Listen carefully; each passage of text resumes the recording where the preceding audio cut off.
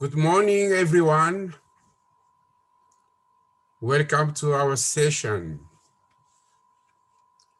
I live in London, Ontario. Before we start our session, we are going to acknowledge the land we are living in. We begin today by respecting and acknowledging the traditional territory upon which we gather and the original peoples of Turtle Island. We acknowledge the long history of First Nations, Inuit and Métis peoples in Ontario and show respect to them today. We are grateful to participate in the stewardship of this land, which is home to the 3 local communities of Mercy Delaware First Nation, Chippewa of the Thames First Nation, Oneida Nation of the Thames. This territory is covered by the Upper Canada Treaties, including Treaty 6, the London Township Treaty. As Debbie said yesterday, I also acknowledge my African ancestors' heritage.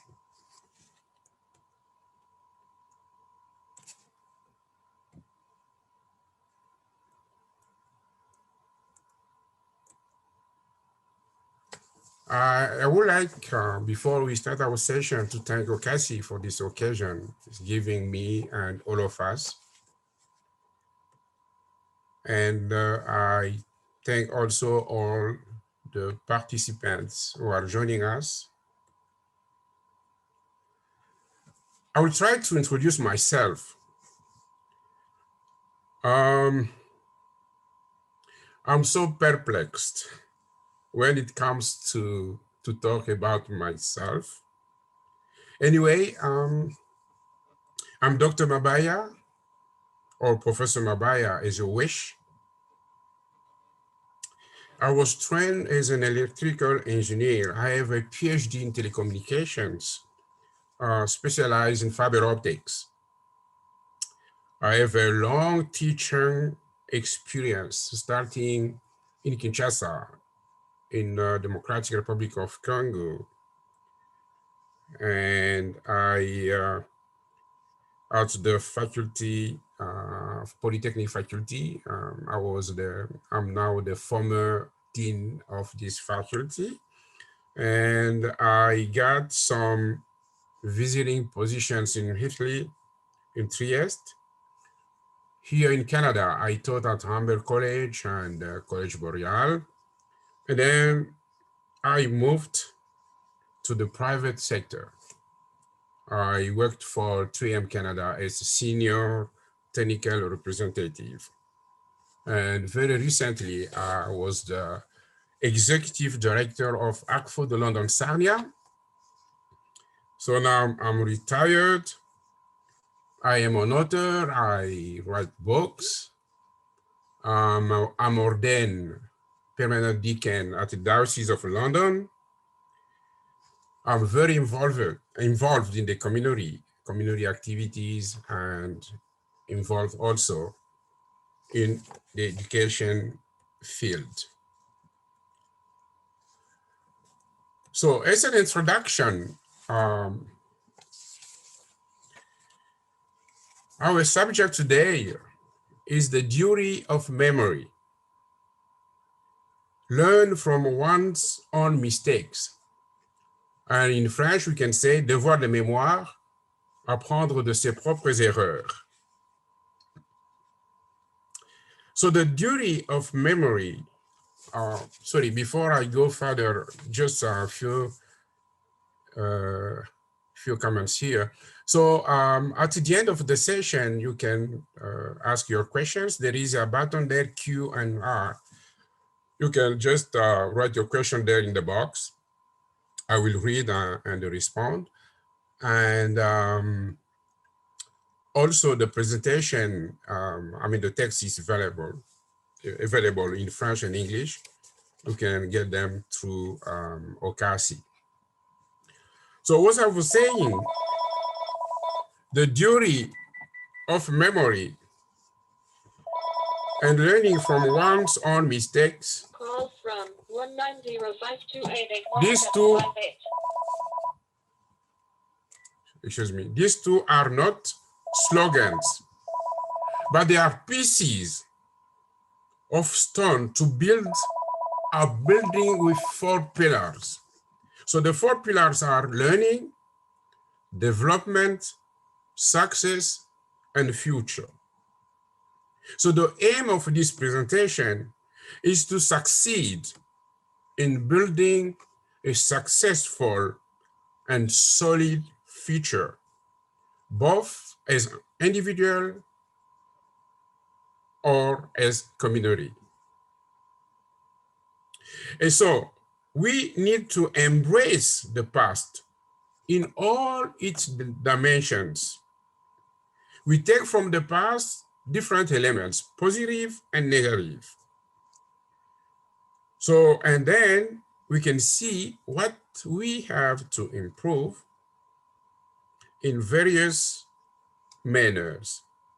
So I will base my presentation on concrete examples from various fields.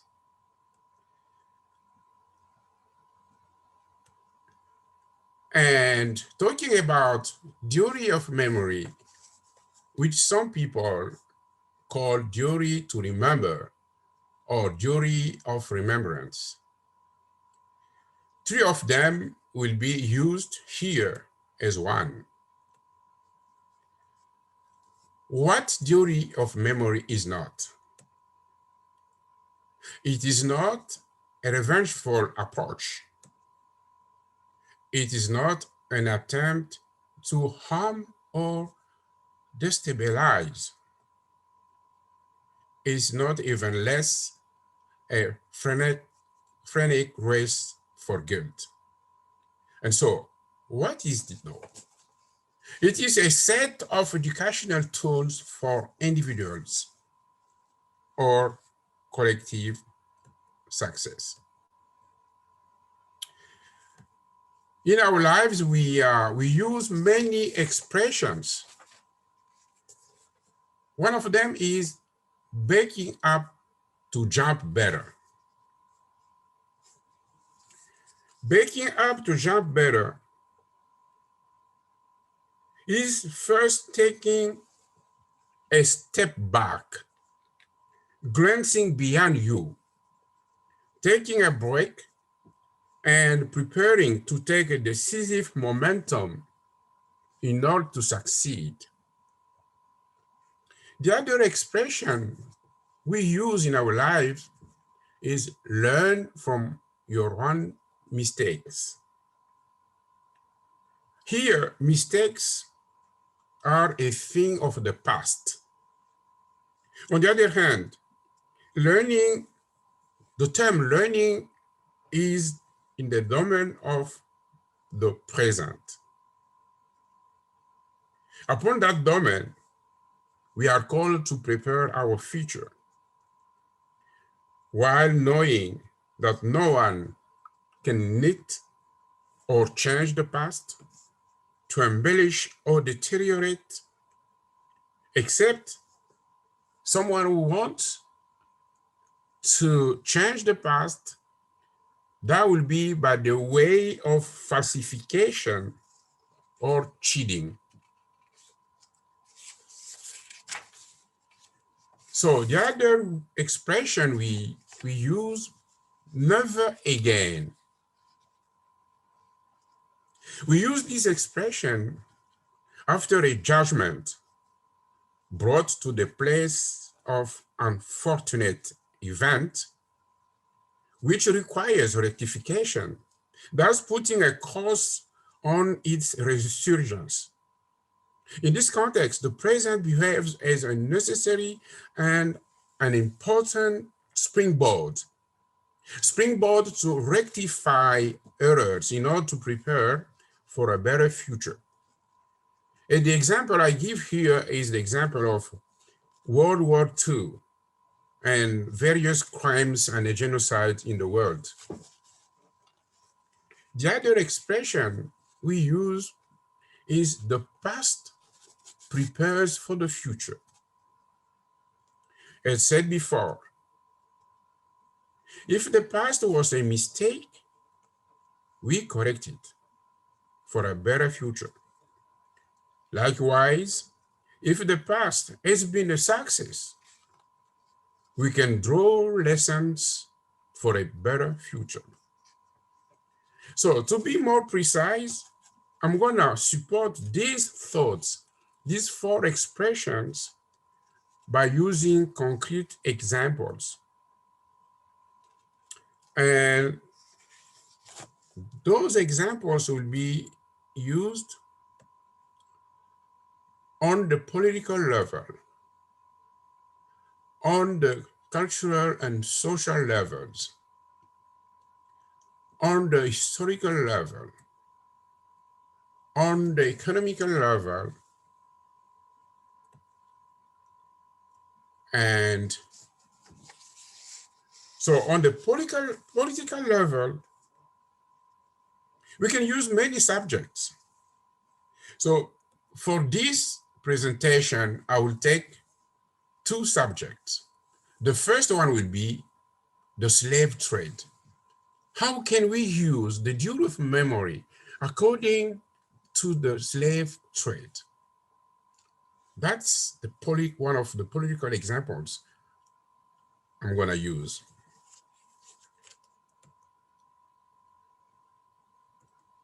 So, talking about the slave trade,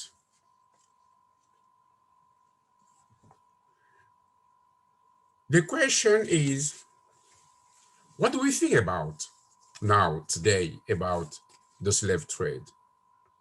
Was the slave trade a degrading practice or a goodwill? If we see from the nature of these activities, their feasibility and their human impact, the answer to this question seems bewildering, demanding, and a inhuman goodwill. That's the answer. Generally speaking, a distinction is made between the Western slave trade and the Eastern slave trade. So we're talking about Africans from West, Central, and Indian Ocean coast. It includes also Europeans, while the Western slave trade concerns only Blacks. Speaking of the Western slave trade, several sites existed on the east coast of the Atlantic. They served as slave warehouses and no return points to the American source. So the example I'm taking here is the island of Gorée in Senegal. So that was one of the warehouses from where slaves were taken from Africa to American shores. And on that traffic, there is an estimate of 12.5 million slaves. 1.5 million died en route. They died from disease and ill treatment. So that was between 1450 and 1869. Among them, more than 11 million Africans were deported to America. Those slave ships sailed towards America with slaves gathered in places, such as I said, the island of Gorée. For almost 4 centuries, slave ships from various European countries, including France, England, Denmark, Portugal, and Spain, were supplied there. So those ships were going, among other places, going to Gore, which was the warehouse where they were keeping slaves. So the trip lasted 3 to 6 weeks. Unfortunately, many of these slaves died of disease, and the survivors were sold off the coast of America. If we see the statistics, 60% of the total slaves transported to the American coast were taken to the Portuguese and Spanish possessions of Latin America, 30% to Caribbean, to the British, French, and Dutch colonies, and only 10% to United States. In United States, somewhere else, the slaves worked in various jobs, domestic chores, and mainly in the fields, plantations, and farms. Over the centuries, the condition of the business becoming more and more inhumane, increasing death rate, lack of human rights, many European powers gave up the slave trade. In addition, with the Industrial Revolution, slavery ceased to be 100% profitable. So that was the start of its abolition. And here, as a duty of memory, there is a good example. Most Christians know the well-known hymn, Amazing Grace. The Amazing Grace was composed by John Newton. John Newton was a seller of slaves. And he moved from being a seller of slaves to negotiator of the abolition of the slave trade. This was done after his conversion to Christianity. For those who know the Bible, there is an example I took here from Simon, from the Gospel of Luke 2, chapter 2, verse 25 to 35. So the story is that Simon, when he saw Jesus, Joseph, and Mary in the temple, he said that now I can die because I've seen the infant Jesus. It's the same thing. So John Newton died the same year the British Parliament passed the Act of Abolition of the slave trade. So he was in 1805. So that time, the same year, almost the same day, John Newton died. So the duty of memory here is he realized that being a seller of slaves was not a good thing. So after his conversion, he started asking for the abolition of the slave trades. So the second example is the colonization. The colonization, the result of the work of the Berlin Conference constituted for Africa, the transition from informal imperialism manifested by the military superiority and economic domination to centralized governance and direct domination of territories acquired through sharing. Of the colonizing countries, the most affected in Europe were France and United Kingdom, to which were added Belgium, Spain, Italy, Portugal. So Africa was butchered. Africa is seen in this kingdom and empires. So its kingdoms and empires were weakened.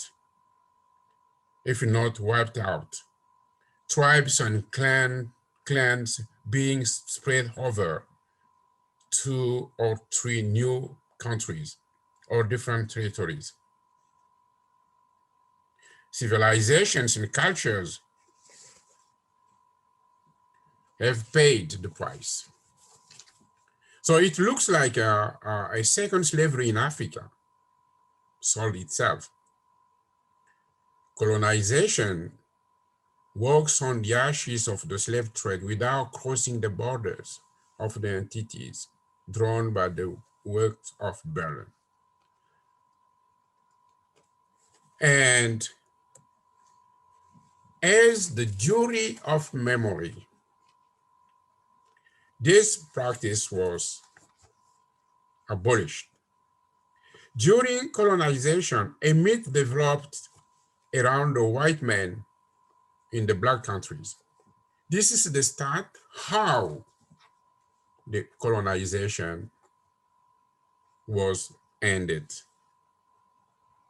So the colonizer has clothed himself in a material of all holiness.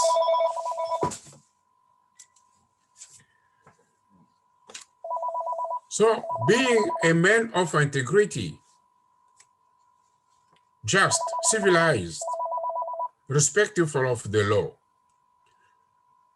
Several laws were enacted to distinguish between settlers and colonized, thereby creating discrimination based on skin color.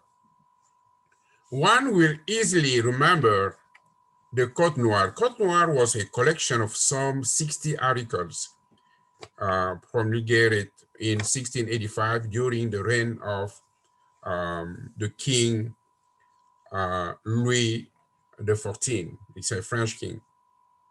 So this code put in place a set of provisions to regulate the life of black slaves in the French colonies in Guyana. It is mentioned threesome because some of these provisions have also served as model in other European countries, colonies, always with superiority and the succession of those prize. So the abolition came because Africans who fought in the rank of the colonial powers and who saw the effects of Hitler's atrocities with the gas chambers understood the weaknesses of the colonizers. They saw that was a barbarism, which demonstrated the limits of civilization of the colonial powers. So the call to them to lend a hand to the colonial powers in the name of freedom and the human rights awakened their conscience. Suddenly, they wondered, where were the rights with them, with all the sacrifice of bloodshed during the Second World War? Moreover, the anti-colonialist position of the two superpowers, saying United States and Russia, the emancipation of the colonized people. And so all these events put together started to work on the direction of independence of these countries.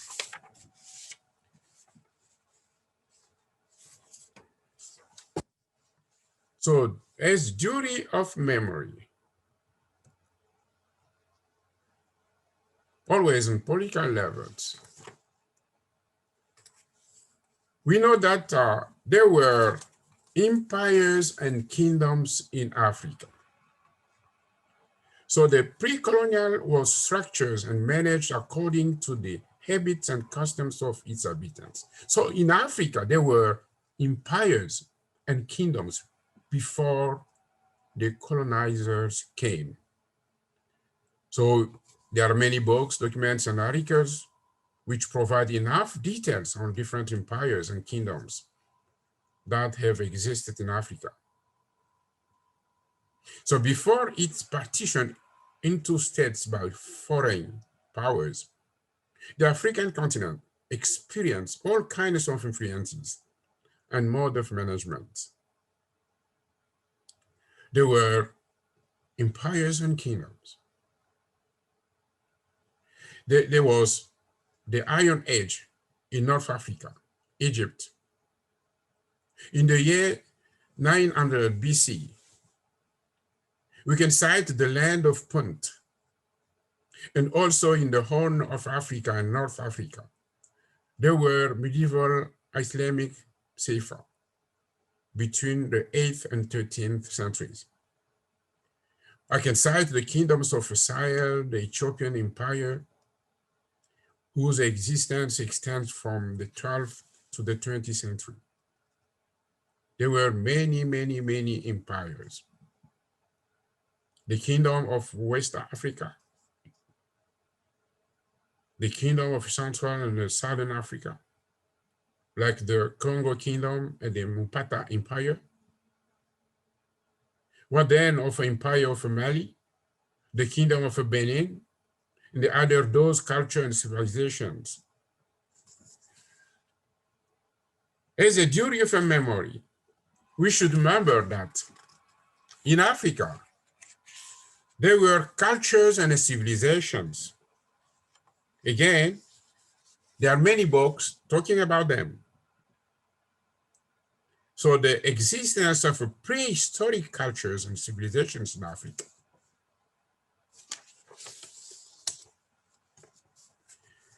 We can say also before colonization or the slave trade, there was spirituality in Africa.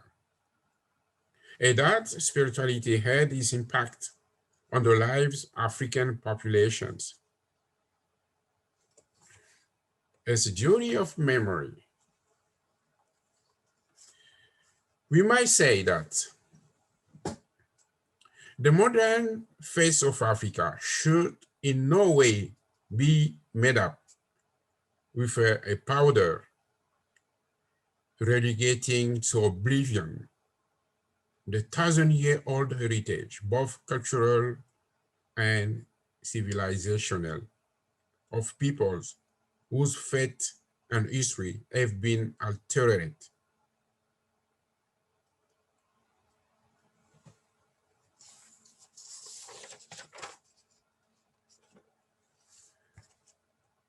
And we can see again as the summary of duty of memory, independence. From this summary, analysis carried out on the awakening of consciousness of the colonized, it is easy to state that no colonial power had a 5-year or 3-year plan for the liberation of these colonies. What I want to say here, so it was not easy task for the colonizers to leave their colonies. There was no plan. So the power was taken either by force or by a gentle agreement.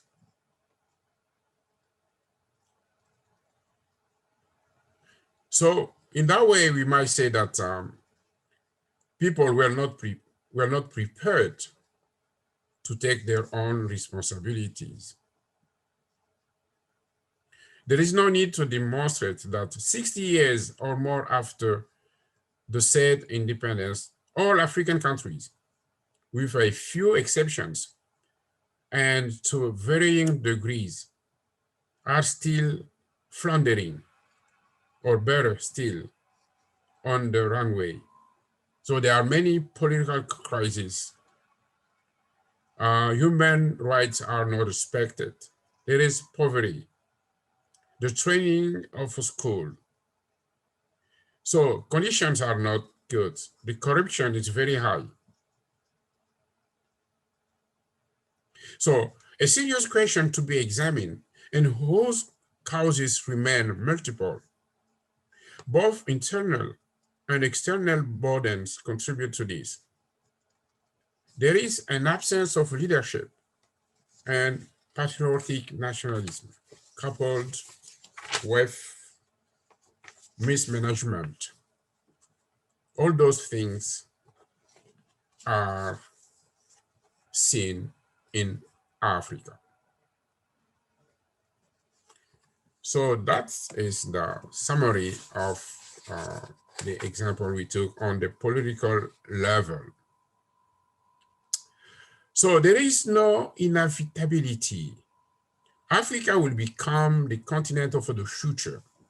And I want, if there are young people among us who are following this, because something I didn't say in the beginning is that this reflection came out after I gave a conference on the Black History Month last February. So, and I thought that was good to remind people that history exists. So we have to build our future going back for the history and reflect on the different events. So what I was saying here is that Africa will become the continent of the future once freed from gravity. Gravity is coming from what I just said: corruption, poverty, and selfishness of the leaders and lack of leadership, what I said before. And I'm mentioning here Ségolène Royal, one of French politicians, a lady. So she wrote a book. In that book, she underlines the potential that Africa has for the future, especially with its youth, its creativity, and its optimism. So to do this, we should take initiatives. And the celebration of Black History Month is one of them. So other initiatives can be taken, for example, the subject of this conference. And then, if we see the other levels, I mean the cultural and social levels, I'm not giving many details as I did on the political level, but I'm going to take an example here, which are the art objects. Many art objects had been stolen by the colonizers. And now, the duty of memory about it is that Africans are claiming they want to take back their, art subjects. And well, the negotiation is on the way. We know that France started giving back few articles to Benin, and discussions are taken for other countries.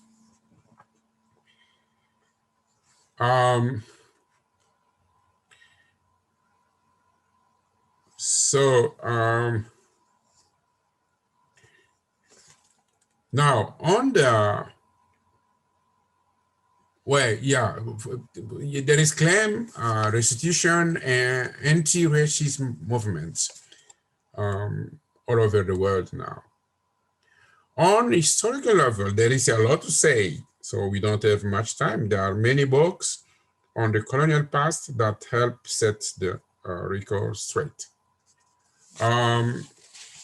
What I might say here, there was a lot of falsification. For example, on the historical level, empires and kingdoms in Africa were ignored.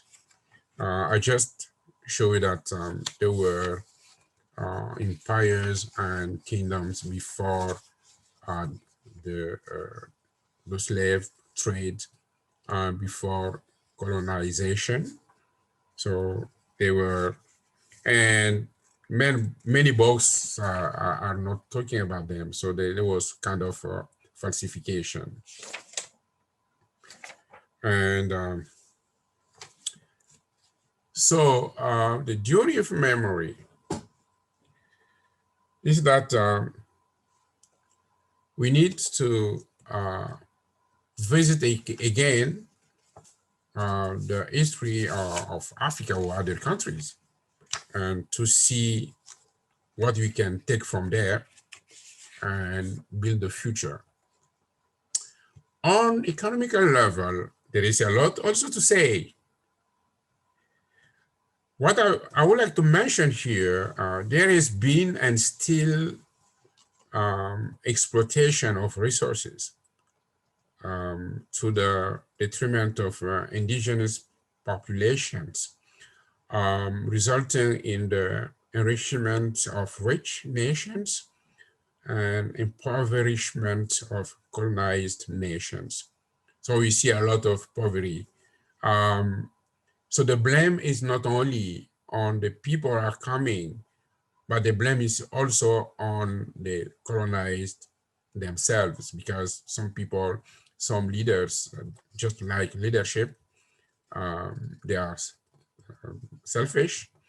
There is a lot of corruption, so don't care about their populations. So the blame should be on both sides, on economical level. The duty of memory. So we have to remember all the consequences on the economic situation of the populations, and then decide on radical change. The first one, we start with those are in charge of those countries. I mean, the leaders, they need to change first. And then we have to review the both the national and economic policies and relations with the former colonial powers. All those things must be reviewed. And so after saying all this, what do we have to take away? We take away the aim of this presentation, which is to learn from the past in order to build a better future. So in order to do that, on individual or collective level, to learn from one's own mistakes, we need to have few attributes. The first one is humility. So humble yourself to recognize your mistakes, both individually and collectively. That must be maybe on your own level, talking about your life, talking about your work, or on the government level, talking about the general policy in different, levels, domains. See, so humble yourself to recognize your mistakes for an individual or for the country. So the second attribute is discernment. So knowing how to distinguish good from evil. The discernment is very important. Going from the discernment, we reach wisdom. The wisdom requires an exercise to make the right choice. After discerning good from evil, and then with wisdom, we make the right choice. And then the fourth one, in my view, is the will to succeed. We should express that will to succeed. And the best way to do it, we need to avoid mediocrity. mediocrity, mediocrity, I would say. And we need to examine and choose the path to succeed. And the fifth attribute I see here is a desire to preach by example. So the desire to preach by example, for me, is the way to share good practices, is the way to share, success, is the way to show others how better serve the country, serve the community. And I call it leadership. Showing a good leadership, good example to our loved ones, to our colleagues, children, families, and so on. There are also things that might prevent us from making a good choice, obstacles. So I think pride is one of them. So filled with oneself, and finally, blinded by the burning desire to look good, and therefore to fall to the lie, to make up the truth, and to become egocentric. Selfishness. Selfishness is part of being pride. And that is the second thing that might prevent us to be successful in reading our past for the better future. Selfishness. Think only of yourself. It's like you look yourself in a box. You are the best. And the bad faith as well. This is you just ignore your mistakes. And you just ignore the negative consequences they could have on yourself or on the world around you.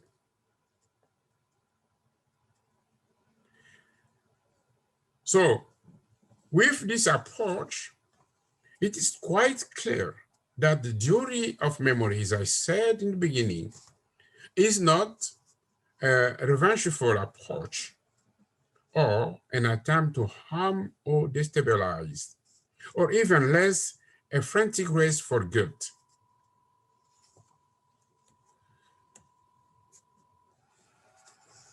And if I might give few advices, which I think I can share with you. So to better take advantage of this approach, for me, it would be necessary to take a time for yourself, to retire for a moment, and silently consider where you have come from and where you want to go. This is the time I think each and every one of us, we can take that step. Just take your time, go in your room or take a retreat or go somewhere, library, take time. You can book a room, you stay there, you think about yourself,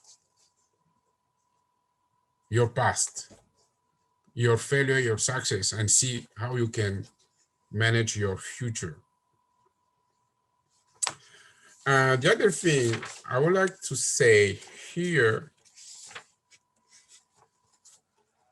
doing that exercise, you can just take a look back. Look back at the past, and you can make a list of success points and a list of possible failures. Because believe me, No one can claim that he or she never made mistakes. Believe me, I can give my hand to be cut, but I think all of us, we have doing or we still do mistakes in our lives, but I don't say that we don't succeed. We do as well. And then when you make that list, you might find some success points. What you do, you build on that to improve them. And then you might also see some mistakes. So you improve them, as I said, by using the adage or the expression we just saw in the beginning, never again. And then there are many advices. So I will give just 5 for now. Forge and build the future. When you decide to forge and build the future, you should take this approach with humility, with the sole objective of succeeding with humility, courage, and perseverance. Perseverance is a word that I most of the time recommend to people to persevere in good work, not in bad, bad works, but good work, because here our aim was from the beginning, as I said, to build a good future.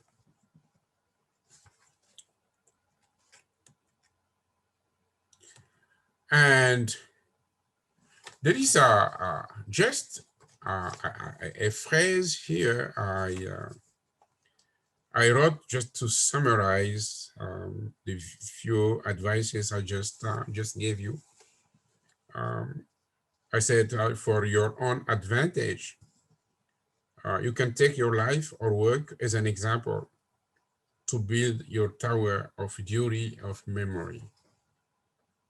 The duty of memory is, a good exercise to succeed in our lives. I would like to conclude here. See the time here. We still have time, yeah. I would like to conclude here by saying that the duty of remembrance appears as a marriage between the past and the future, the present behaving as a witness or as a registrar. All of this can be illustrated by imagining 3 blocks, each made up of one of the 3 periods. A block containing the past, a block containing the present, and a block containing the future. And each block plays his own role. Therefore, the duty to remember is intended to be a historical ground for learning, analysis, and establishing a platform for success for a better future. Finally, the duty to remember can also be considered as one of the fundamental stages of personal and collective success. So I think that's the main point I wanted to share with you. And then I'm gonna see the box here if there are some questions. So if you have questions, please can you write them down on the, you use the Q&R, click there is a box. You can write your questions and if I can respond, I will do it. So I thank you very much for your attention. we go from there. Waiting for questions.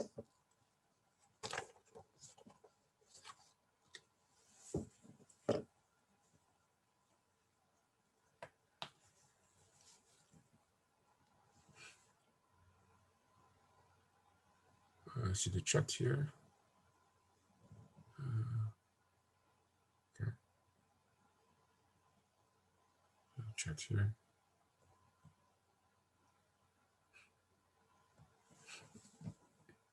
So, folks, if you have questions, you can use the Q&R box.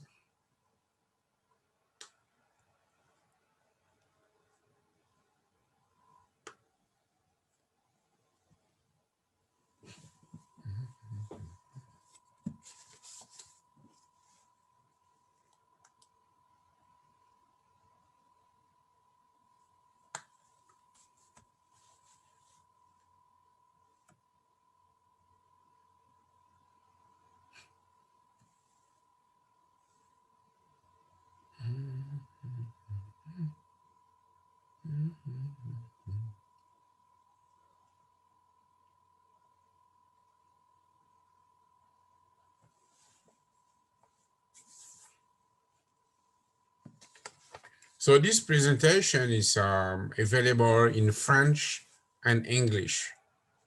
You might, in the past.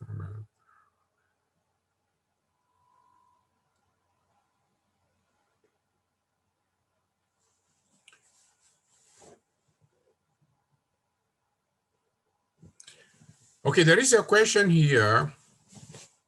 If the past memories are always alive, your wounds never healed, what do you think? This is truly a good question. That's why we say it's good to go back to visit the past. If memories, the past memories are always alive and your wounds never heals, the first thing to do is to share with someone you trust. Share and ask advice. Because you won't change the past. The past is the past.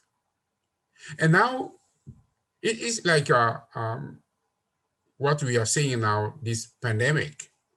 The pandemic is there. Nobody will change it.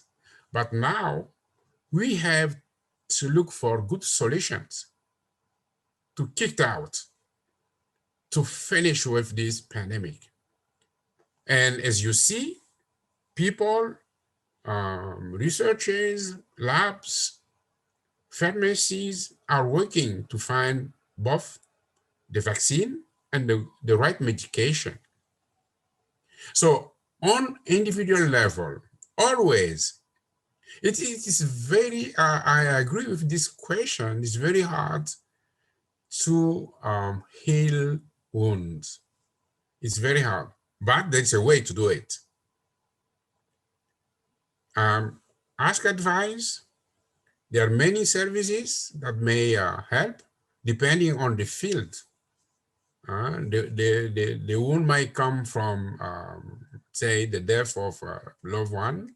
That might come from, say, separation with, that might be divorce. That might be illness. That might be you lost your job, your good job, or you were betrayed by a friend. There are many ways. So for each and every way, there is also a way to get out of the wound. So that's my advice.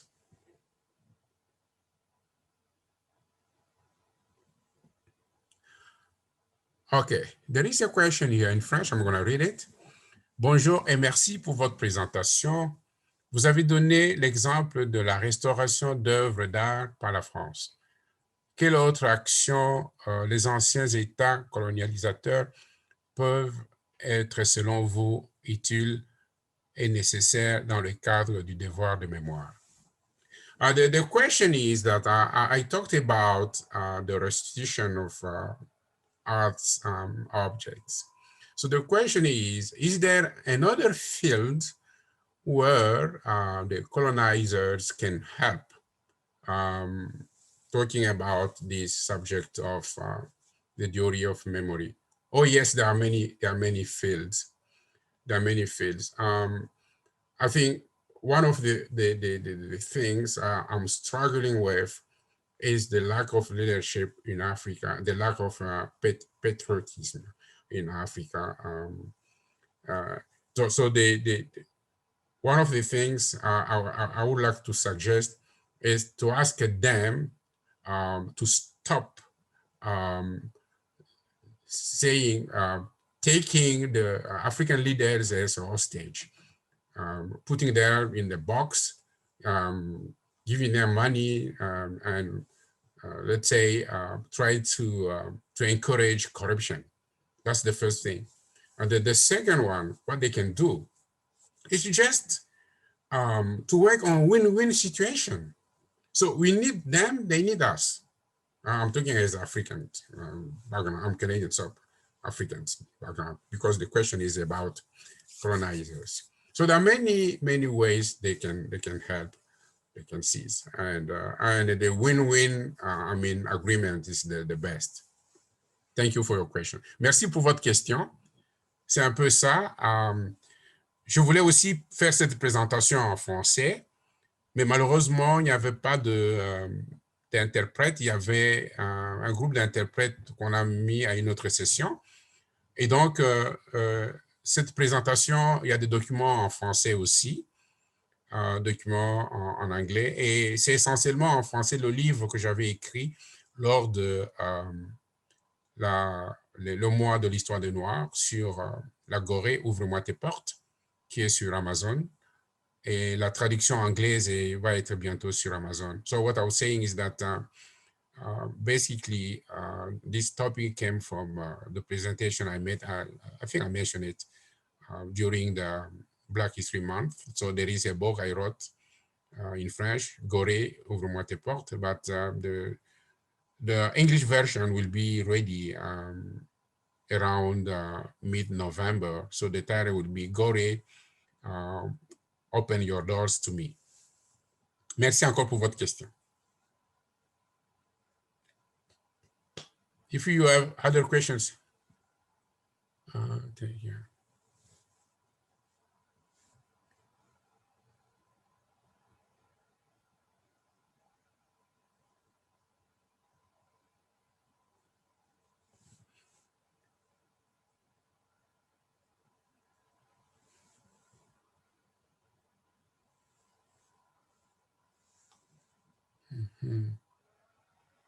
Yeah.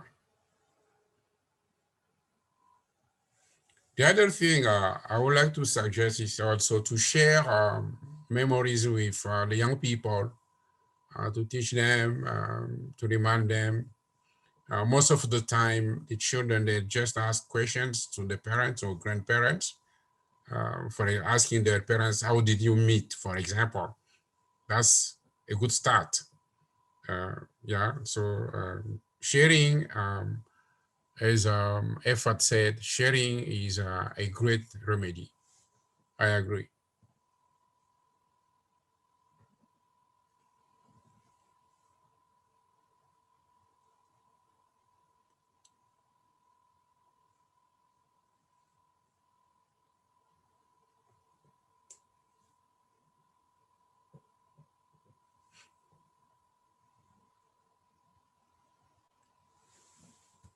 We still have time, and I'm eager to share with you. Vraiment, on a encore le temps. Si vous avez des questions, ça m'aiderait aussi à approfondir ce sujet.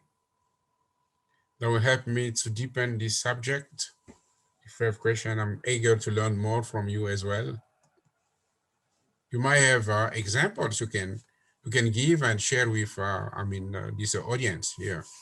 I will be more than happy to let know other people your sharing, and then that might help also others.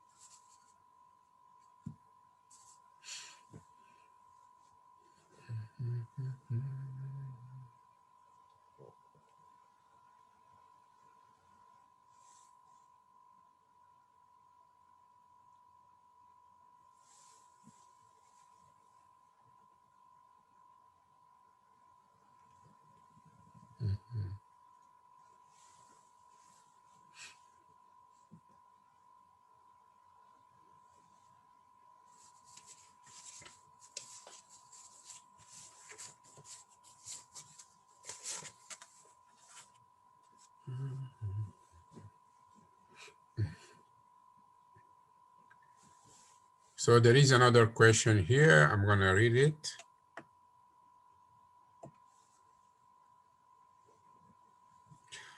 It's a question or a comment I'm going to read. It is possible to clean your bad memories from your mind and keep only the good ones? I did it, but I don't know where I locked them in my far memories. What is your wisdom telling you? Please share with us. So the question is, when you go back, so if I are asking, she went back to visit her memories. So there are bad memories and good memories. So she tried to bury bad memories. So she said, where are them? They will come back. So the best thing, as you said previously, is to share and to get rid of them in a way. And then don't bury them somewhere. They will come back. Try to find a solution for them. I might say to kill them, but because you won't change. So the only thing you need now is to take that bad memories to a good situation. So you take them to build a good future. The present, as I said, was just a bridge. The present is a bridge from the past to the future. And that bridge helps us to make a choice, what to do. And this exercise is just the time for us to make a choice, to learn from that bad memories. Why are they bad? What is wrong with them? And then we can rectify, we can find a good solution for them. That's what I might say. I don't know if there is another sharing. That's my wisdom, as you said. I thought, yeah. So.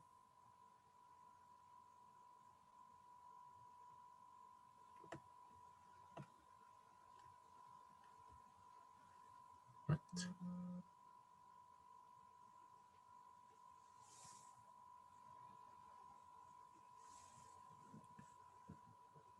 Hello.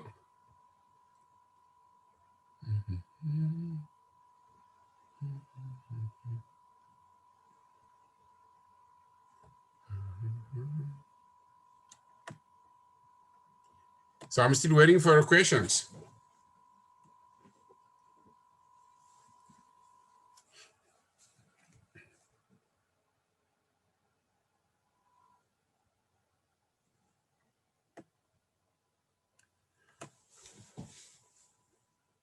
Yeah, you're welcome.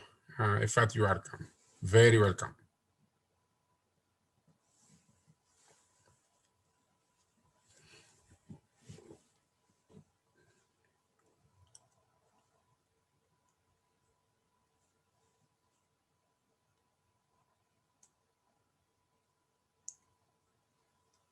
So do this exercise and let me know in the future.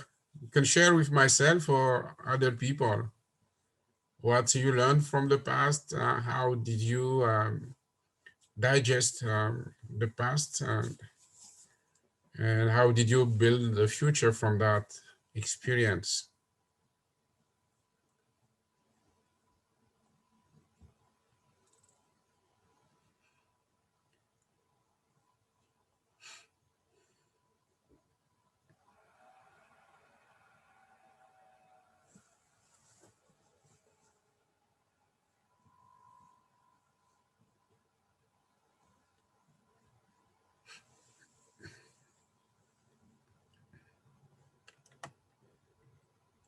Yeah, there are two more questions. Vous avez mentionné le Code noir. Le gouvernement français refuse de retirer les statuts de Colbert. Qu'en pensez-vous? The question is, I didn't mention what is called the Code noir. The Code noir was such an insulting document because it was making a distinction between the white and the black in French colonies. The time, oh, I think I didn't say it. Oh, I'm so sorry. I did jump. I didn't say it. Maybe I said. I don't know. So it is known now that the slave trade was a crime. It is known. So it's the same way the Code Noir for me is a crime. Because this code, one of some provisions were saying that black people are like goods. So you put in the car or whatever, go to the grocery, something like that. So my opinion is that should be completely, let's say, put in the garbage, to use a polite term. So, alors, pour moi, je pense que le Code noir de Colbert, le statut de Colbert devrait, ces statuts devraient être enlevés parce que Colbert, the other part of the question was what to do with the status of the Colbert. So, just remove them. Il faut les enlever. Mais, I want to be clear here. Don't destroy them. Put them in a museum and explain what happened. That's part of the memory because the people should learn from that bad history not to do that again. So, il faut pas détruire les monuments, the statues. Don't destroy them. You just put them in the museums with explanation, good explanation, saying what happened, what the person did, what is wrong, and so on, so people can learn. The young people, the future generations can go there and learn and not to do the same thing again. Donc, je crois que c'est comme ça. The other question was, how can we consciously remind ourselves of our strong past in moments where we are surrounded by the culture, language, standards of our colonizers? That's a good question. So I think more and more, I'm from Congo. The time I was young, when I went to school, I think I learned more about Belgium than about Congo. So this should be made through education, even in African countries or in other countries. For example, here in Canada, there should be courses to explain those things, not only, let's say, events. No, people should learn about the past. So my good answer is that one should be a piece of education about the past. Yeah. So let me see here, maybe there's another question. Yeah, there is another one.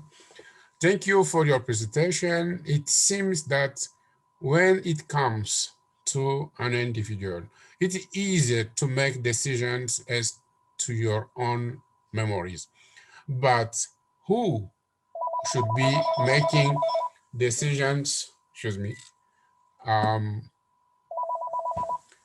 about the collective experiences, whether they are wrong or good?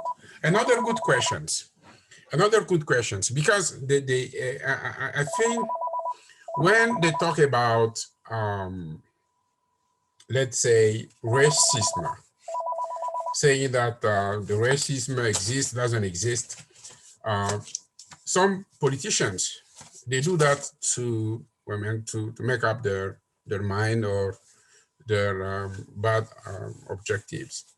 So I think that some organizations, the human rights or other organization, ONG, something like that, can take the questions to the government, whether they are good or wrong. And um, yeah, when they talk about systematic, well, say racism, or something like that, and the decision should be made at the higher level, I think the population, through some organizations, can work on few matters to remind the politicians that this should be, um, I mean, should be taken into account to improve people's life, something like that. Yeah, that's my best answer. So collectively, we can remind the politicians that they have to do their work for the interest of all the people. I think there is another question here. Spectateur, spectateur anonyme. OK. C'est bien. OK. So we still have time. Your questions will help me to improve my work here. Yeah.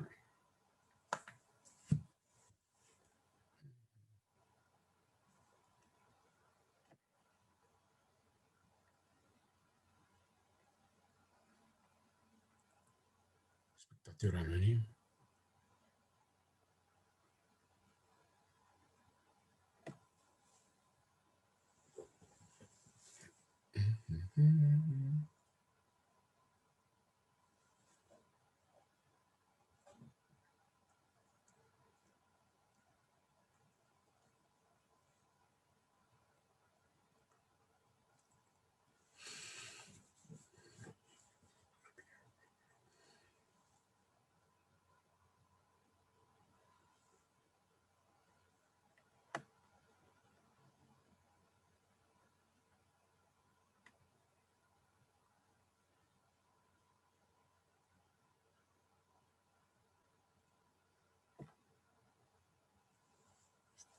Systemic.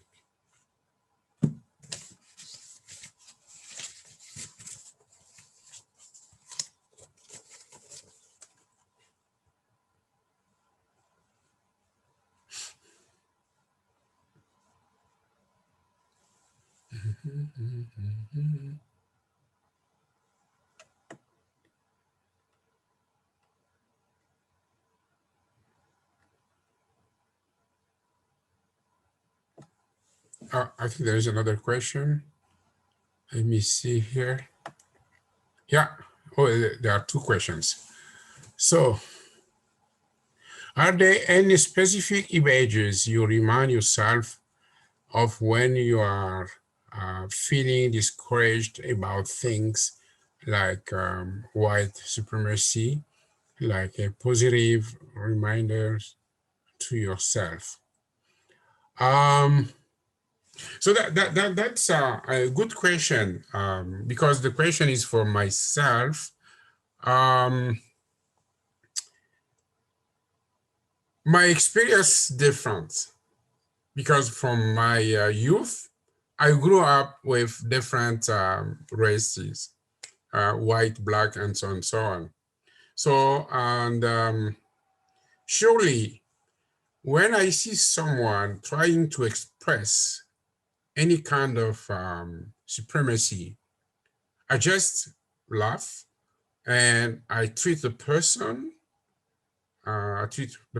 for idiot. I mean, not, well, not, I'm not mean, but I say this person doesn't understand.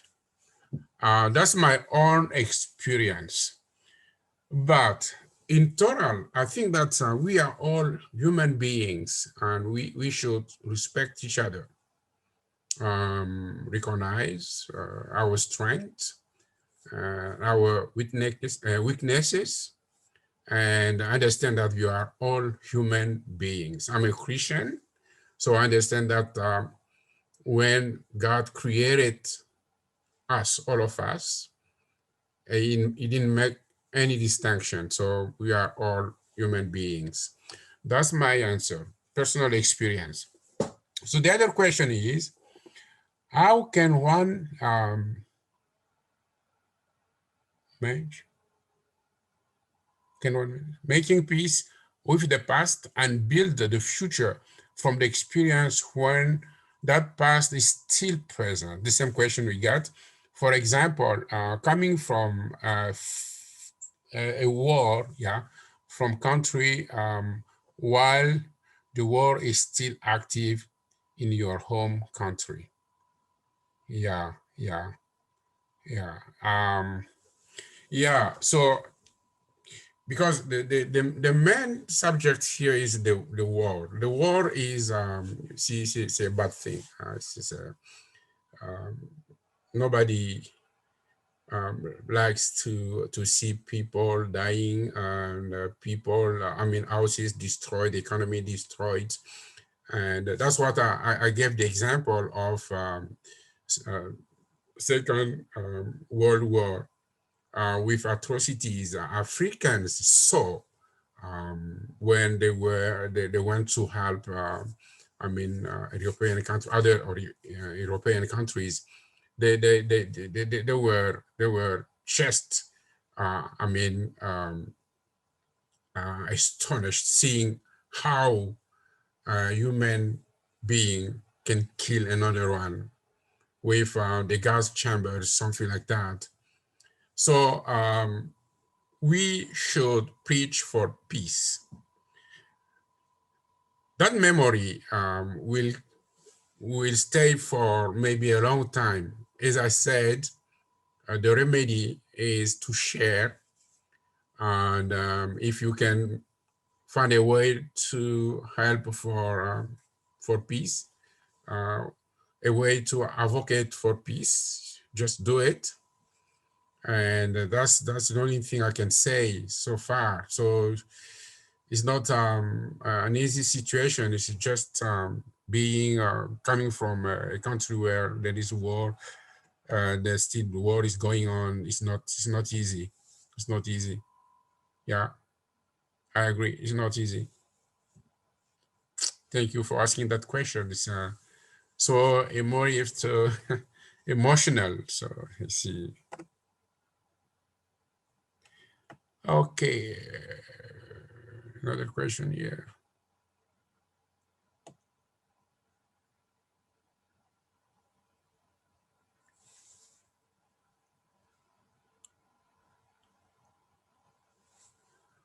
Yeah. So we still have 10 minutes. I love sharing with you, and please, if there is any question, don't hesitate. Please write down. We'll share. That will help other people to memorize, to take advantage of this sharing this presentation. So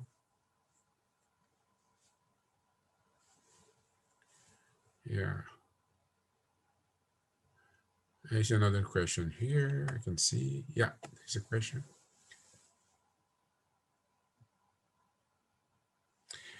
How did you become interested in studying this specific topic? Yeah, as I said, I was asked to give a speech on the during the Black History Month, and my So I come from education background, so professor, teacher. So my first goal was to teach people to think more for the future than the past, and not ignore the past, but see, as I said, by visiting the past, which was good, which was bad, and um, work on what was bad. So that time, I read a lot before preparing, before being ready with my presentation. So I went through many historical books, and I landed up on Gore, which is one of the island in Senegal where there was a warehouse built where they were putting slaves and so on and so on. So I said, now that place is an historical place. So should we stay just saying slaves were taken from here to somewhere else, or we should now say never again what happened before and teach? So that's the aim of that was my goal. And that's the time I became interested in this. So, and then I moved from that historical level to economical, to cultural, to social levels. So yeah, I became more interested in that, and I thought more. I wrote this booklet of almost 80 pages. Gore, ouvre-moi tes portes is on Amazon, and French English translation will be ready by maybe mid-November. Yeah, that's the way I became interested in that. So that became a passion for me. It's a passion to talk about it. Yeah, and I did visit my past myself as well. So yeah. See, is there another question? I think. Yeah. Please share the name of your book in English one more time. Thank you. So the name of my book in English will be Gore, Open Your Doors to Me. Gore, Open Your Doors to Me. Let me type the response here. Gore.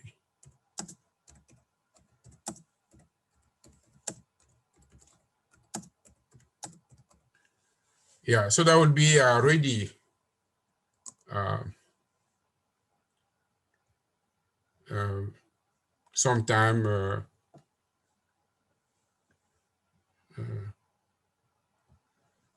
that will be ready sometime this coming November. Yeah. Thank you for asking.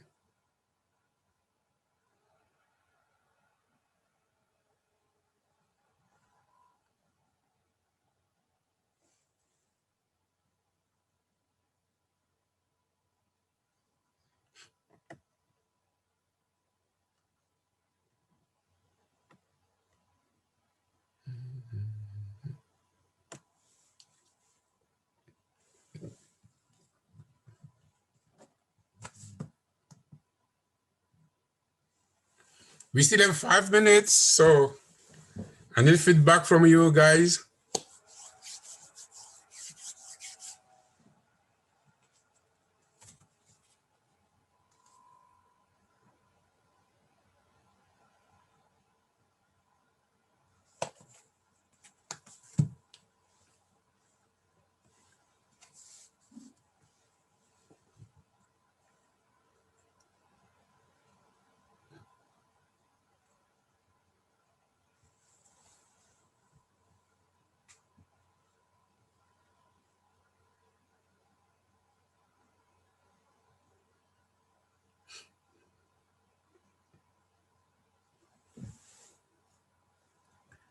I think there are other questions here. Okay, there's another question. Have you been doing a lot of these talks since the pandemic started? How has the pandemic impacted your work? That's another good question. My goodness. So yes, I did. Um, there is an organization called Centre canadien pour la famille. It's a Canadian Center for Families. I gave 2 speeches there. The first one was in August. The last one was just in October. And I was talking about just the duty of memory, in summary of what I just talked to you. And then there was a lot of sharing. So during this pandemic, they if you watch the news, just in the beginning, there was part of duty of memory. People remember that many years, many centuries ago, there was a similar pandemic. So they tried to learn from that. How many people died? What was missing? What kind of remedies they used that time to overcome the pandemic? So you see that kind of approach to go back to see in the past. We remember we get the same thing. What kind of solution did we have? So and yes, and I just wrote 2 articles about the pandemic for contest, one in UK, I just sent last night, the night before, and another one here that would be from here in London. That's a lady who is publishing an anthology. So I wrote an article about the pandemic and how to overcome, how to feel during this hard time. Yeah. Yeah, thank you for asking. Yeah. So the impact on my work is that, well, as I said, I'm semi-retired, I might say, so I have much time. So that allowed me to write more and to go back to visit my backyard and to start maybe growing flowers and things I didn't do much in the past. So that helped me to do that now, having a little bit more time. Yeah. But I'm missing friends. I'm missing going out to see other people. That's true. There is another question. A long one. Yeah. How is this political moment we find ourselves in shifting the narrative of Black communities? What about other marginalized and formerly colonized peoples? How do you think it has changed the perception of people who have always been seen as the other? Do you think real systemic change is imminent, given the momentum we have seen this year from Black Lives Matter? Yeah, I think the momentum is there. So sorry if I'm just talking about Black, no, that's talking about minorities in general or marginalized in general. That might be related to the race, to the gender, to other things. So my advice is just to recognize that all of us, you are human beings. We deserve good life. We deserve everything that might help us to live well. So we deserve respect, and that's what I might say. It's not only for the Black people; it is all those who are marginalized in any way. Yeah, yeah, yeah. So systemic change can be made. That's just the politician stuff. So and that can be made. Yeah. Yeah, thank you for asking. That's sheer. Yeah. Mhm. Yeah. So what I see here from the technical stuff, I think, yeah, and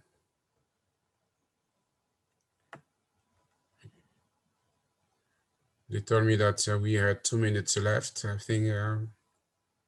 So before I end this conversation, I would like to thank all of you for attending this presentation. So I did my best. So, and I would have done this in French as well, but there was a limitation for the interpretation. So for my francophone fellows, je vous remercie aussi d'être là. Merci beaucoup. Je voulais bien faire la présentation dans les deux langues. I was able to give this presentation in both languages, but there was a limitation of time, limitation of people to translate, so to interpret. So and I wish you a very good forum, and I wish you good health. I wish you the best. And once again, thank you for attending.